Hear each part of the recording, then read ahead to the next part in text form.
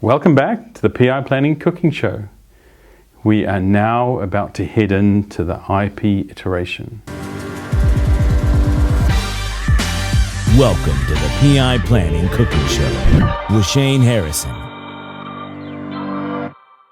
Our first step into that fun time, which is called the IP iteration. For what reason? Innovation and planning. Those are the two things we want to focus a lot of energy on. And you will have heard in the previous sessions when we talked about the capabilities, that's an important time for the capabilities because they're going to be part of that innovation. So let's look at the very first practice I normally use when we go into the IP iteration. You'll have heard it before that I use the INA. So I've experimented with a lot with the INA over the last 8 years, but one of the things that I haven't found any changes in across all of that time is the objectives that we seek. So if you look at an INA, it contains 4 key parts. The PI system demo, PI performance metrics, so how well are we executing, your KPIs if you want to call them that, and retrospective for your art, what's going well, what's not going well, and of course problem solving, because once we've learned what we need to improve from the demo, from the metrics, from the retrospective, we actually have to do something about that. Otherwise it is quite literally a waste of time. These are all very important. And I have never found any situation where I want to give up those objectives, the things that come from that. Though I've changed the practices themselves quite a bit at various times, and even replaced ones that achieve the same outcomes or same objectives, and even changed this a little bit, the sequencing, not much, but you'll hear about that a little bit later on. I have, and even the timing, as I said, I've never thrown any element out. It's very important. The outcomes themselves, so let's talk about what those outcomes are from each of those things. When SAI, or Scaled Agile, originally created the practices around this, they would have been thinking about what do we need from these different elements. So what do we need from the demo? And of course, what are we doing during the system demo, the PI system demo? What we're showing is the key elements or key enhancements to the product that we have made over the last PI. Some people say, oh, well, they've been in the system demos at each iteration, or they've been in the team demos or something like that. Yes, that's true, but not everybody goes to those. And this is a chance where you have senior people who are coming into the system demo, and you can show the big money maker features, the big money maker enhancements that you've made, when they're going to look at it and go, wow, the product is so much better now. And that includes your enablers. If you've made an enabler change that makes a big difference, that's really great. So what's the next thing that we're after? And that's your system demo. The next thing we're after is metrics.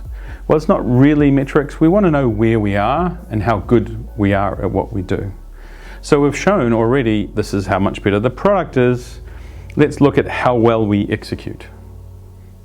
Because the ends do not justify the means. It is not good enough to deliver the change if what we've had to do is burn down the building in order to do that. So let's look at how we perform. And this is a big area that will indicate what we need to improve upon. So you've been looking at those metrics, you're looking at your performance metrics, but seriously, take the ones that Scaled Agile I've got, look at the performance of your organization and see which ones there are relevant to you, but also look at other ones that you have in the organization. Could be all kinds of things. And of course, once you've done your metrics, you can then move on and do your retrospective. The retrospective is a key part of learning. We're doing Agile, we want agility, we must learn. That is critical. So to do that, we've got to do a retrospective. So what are we good at? What do we need to improve on?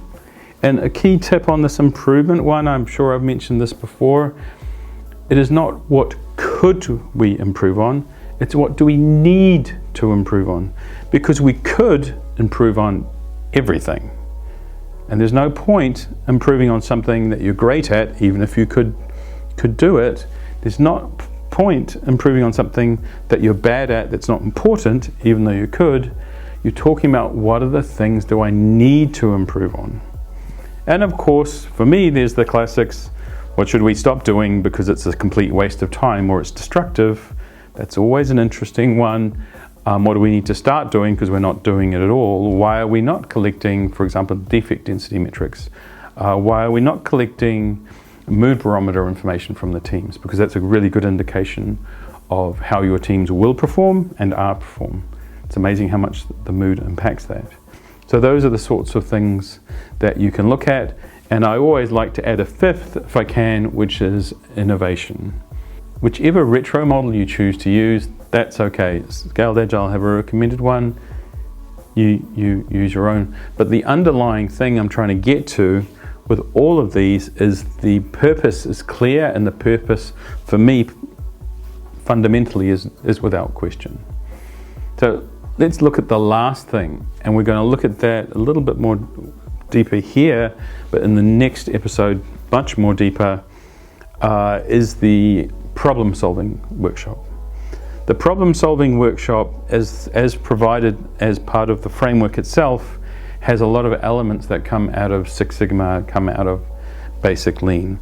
And in your training, as you did leading safe, and I'm hoping as you trained others in leading safe, if you're an SPC, and I really hope you did that, the depth of coverage of how to do these practices is okay, but it's not particularly good, to be honest. It's very difficult to cover something in an hour or two in a leading safe when you've got all this other information that is normally taught in almost a day when you're doing it in Six Sigma. So my recommendation there would be, if you can, get all your RTEs to Six Sigma Green Belt training, get everybody else, or at least your Scrum Masters, to Yellow Belt training, and when you're doing this for the first time, maybe get a couple of experienced Green Belts or Black Belts even from around or outside the organization to come and help you. 5 whys is a little bit tricky, but not too bad. That's a core part of what you'll do.